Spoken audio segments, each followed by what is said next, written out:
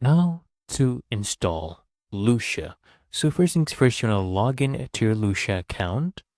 And then on the dashboard, you will see this option here at the top that says install extension. Go ahead and click on that. It will open up a new tab in the Chrome Web Store where you can come here and click on add to Chrome.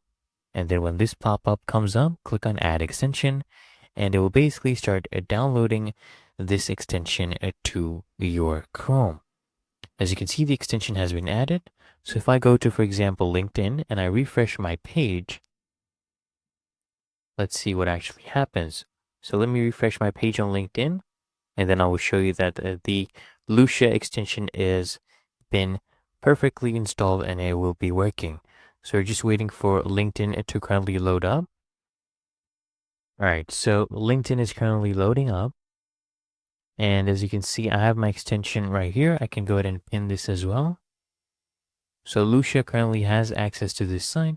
And as you can see, we have a pop-up.